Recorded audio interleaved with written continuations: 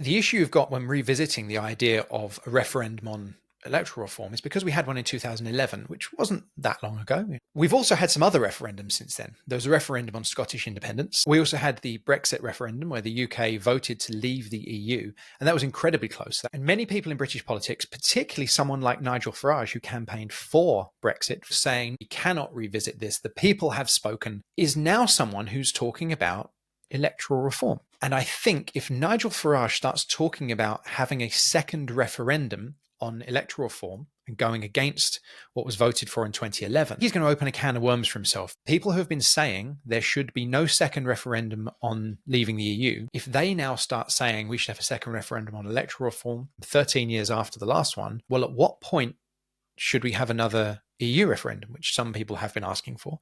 And if he pushes for one, he can't then fight against the other. So I think that's quite interesting politically.